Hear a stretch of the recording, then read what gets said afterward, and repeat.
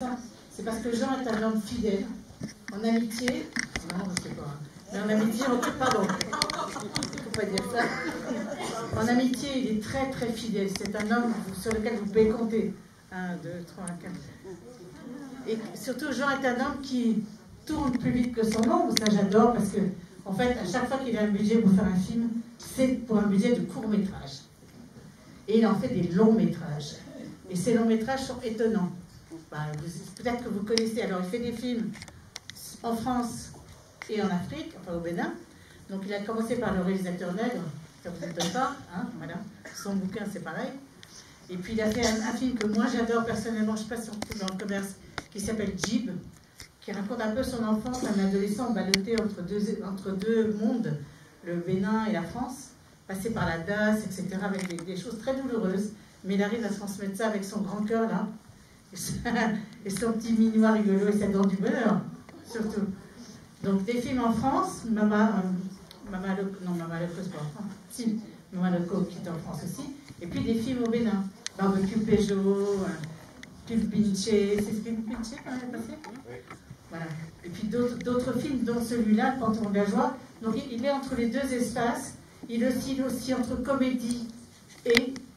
C'est des films de comédie, mais c'est aussi des films musicaux. C'est pas des comédies musicales, mais c'est des films musicaux. Mais vous avez vu pourquoi? Parce que la musique, c'est aussi sa vie. Donc voilà, je vais arrêter là, parce que sinon on va faire... Non, bonjour les vieux, non. Hein? Donc voilà, on va parler de ce dernier film en date pour l'instant, qui s'appelle donc Le Panthéon de la joie. Il faut t'en expliquer d'ailleurs. Qui raconte des histoires d'enfants. Pardon? Non, vous êtes vite fait comme ça. Il y a un problème? Je ne sais pas, je vous demande. Ça va, tout va bien. Panthéon de la joie, c'est des histoires croisées d'enfants. Mais alors, à l'intérieur de ça, en fait, ces enfants veulent ressembler à quelqu'un qui s'appelle Grand Frère Tambour Tam Tam, qui a une... Vous allez voir dans le film, il a un ego pas possible. Il y a sa photo en grand sur les murs.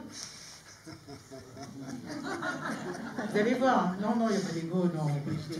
Pas du tout. En fait, dans le film, il a des laveries, donc c'est pas pareil. Voilà, mais les gens, de toute façon, se mettent tout le temps dans ces films aussi. Mais là, c'est très drôle à cause de ça. C'est un film drôle et tragique en même temps. Musical, j'ai dit, mais pas comédie musicale. Et 4 enfants. Pourquoi ces 4 enfants? Après, on ne va pas tout raconter parce que l'heure tourne. Mais pourquoi tu as choisi ça, en fait? Et puis, attends, je lui dis. Attendez. C'est pas seulement des enfants. C'est qu'on rentre aussi dans ce qu'on a vu beaucoup d'ailleurs dans cette sélection, le réalisme magique, avec la présence des Egungun, donc les esprits du vaudou, qui arrivent à des moments particuliers dans le film, puisque en fait, Grand Frère Tambour Tam Tam, dont on parle beaucoup, revient mais sous forme de cercueil dans le film. Et donc les Egungun, les esprits, s'emparent en fait de lui pour arriver à faire autre chose, alors que ces enfants-là, qui sont là, les 4 enfants, eux, ce qu'ils veulent, c'est partir à Paris. Donc il y a les deux circuits à l'intérieur. Je vous dis ça parce qu'on ne fait pas de débat derrière, donc j'essaie de vous donner le maximum d'infos. Voilà, et donc peut-être que je lui laisse la parole. Hein. Je suis pire que lui, celui sur scène, il ne s'arrête pas, mais moi non plus quand je suis à ça. Allez, vas-y, parle. Jamais sur terre nu d'amour, plus aveugle que moi dans tous les âges. Faut dire, je m'étais crevé les yeux en regardant de trop près son corsage. Une jolie fleur dans une peau de vache, une jolie vache déguisée en fleur, qui fait la belle et qui vous attache, puis qui vous mène par le bout du cœur. Le ciel l'avait pauvre des 1000 lapins qui vous font prendre feu dès qu'on y touche. L'en avait tant que je ne savais pas, ne savais plus où donner de la bouche. Une jolie fleur dans une peau de vache, une jolie vache déguisée en fleur, qui fait la belle et qui vous attache, puis qui vous mène par le bout du cœur. Voilà, c'est un rituel que nous pratiquons depuis des lustres, on va dire comme ça. Que, ouais, mais quand je dis nous, c'est moi. Moi, je me démultiplie à chaque fois comme ça pour faire. J'aime bien, ouais, c'est l'ego surdimensionné. Voilà. Vous avez l'incarnation en face de vous. Donc, quand nous produisons un film ou comme le présentons, quand je le présente, je le produis. Donc voilà, il y a les chansons de Brassens qui nous accompagnent. Mais au moins, ils connaissent. Mais je suis heureux parce que j'aurais bien aimé que la caméra se retourne pour filmer ces gens-là qui chantent. Non, on ne peut pas tout faire. Ouais, je sais parce que c'est merveilleux. Il fallait prévoir. Hein. Non, mais attends, il y a une caméra même. Donc, non. C'est une caméra woman, arrêtez de parler des mecs, il y en a marre. C'est vrai. Donc, enfin bref, donc voilà. Donc généralement, quand je fais mes films au Bénin ou ici, ou que je présente les films, à chaque fois, on chante les chansons de Brassens, c'est plus particulièrement celle-ci. Mais il l'a fait aussi avec les collégiens, ça n'a pas marché. Hein. Vous ne connaissez pas Brassens. Non, mais c'est normal. Ça, c'est de la faute des parents. C'est de la faute des parents. Il faut leur apprendre les... Des grands-parents, peut-être. Oui, mais non, c'est aussi des parents. Ce sont des parents, des grands-parents qui font... Enfin bref, donc voilà, c'est de votre faute si nos enfants ne se connaissent plus Brassens. Et pourquoi Brassens, d'ailleurs? Donc, mais pourquoi Brassens? Parce que... Qu'est-ce que je disais tout à l'heure, qu'il nous accompagnait, que c'était la merveille. Donc voilà, je m'en inspire aussi, moi aussi beaucoup pour écrire mes paroles, mes films. Donc voilà. Et... Back to the subject. Yes. Et donc on peut parler du Panthéon de la Joie. Le Panthéon de la Joie, c'est un quartier de Ouidah que nous avons... Ouidah. C'est un quartier de Ouidah que nous avons... C'est un quartier de Ouidah que nous avons poétisé. Le vrai nom du quartier s'appelle Agbanou. Et c'est à Ouidah. Et Ouidah, ça a été le plus grand comptoir de la traite négrière. Et quand on parle de Ouidah, c'est le quartier, enfin c'est le haut lieu du culte vaudou. Quand on parle du vaudou dans le monde entier, les gens pensent qu'on met des épines dans... Non, c'est pas vrai. C'est vraiment un culte avec des pratiques où on respecte beaucoup de choses. Et ça se passe à Ouidah, c'est ma ville.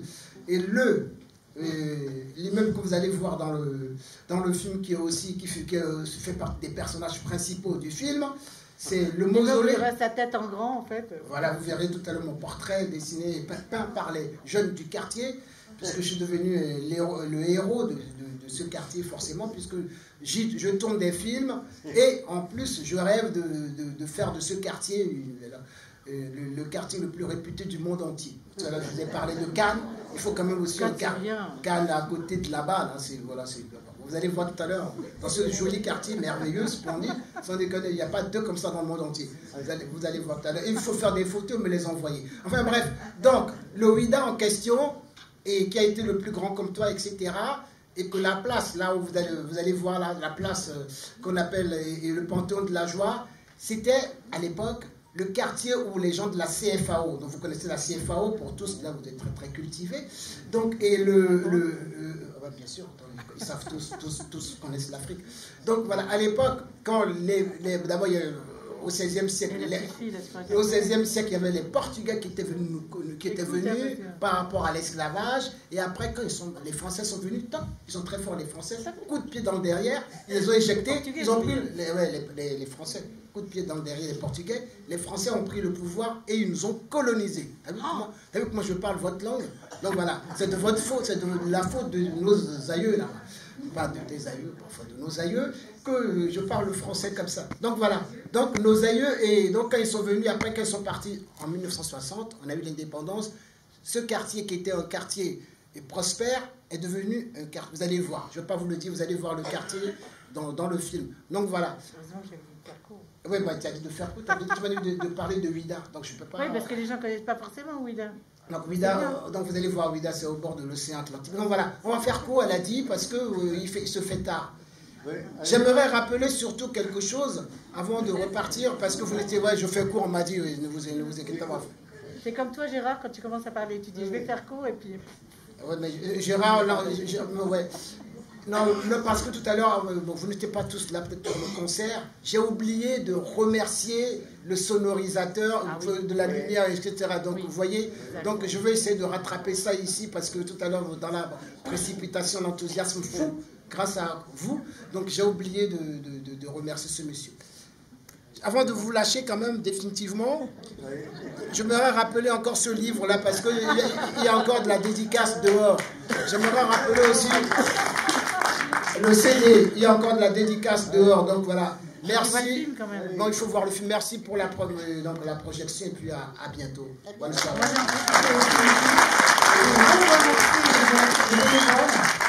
Sans les bénévoles, ce festival ne se ferait pas. On les remercie jamais assez. Et puis les deux directeurs de salle, Caroline Joyeux, parce qu'elle a un nom quand même, debout. Et Yannick Val, parce qu'il a un nom aussi,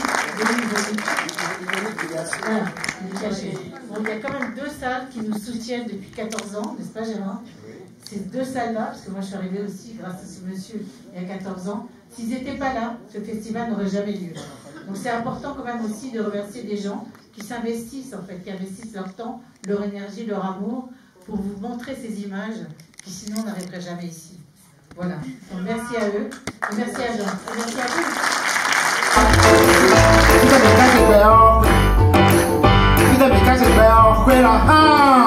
C'est où va la vie, c'est où va la vie. C'est où va la vie, c'est où va la vie. C'est où va la vie, c'est où va la vie. C'est où va la vie, monsieur tête de joie. Je vous conjure, Jésus.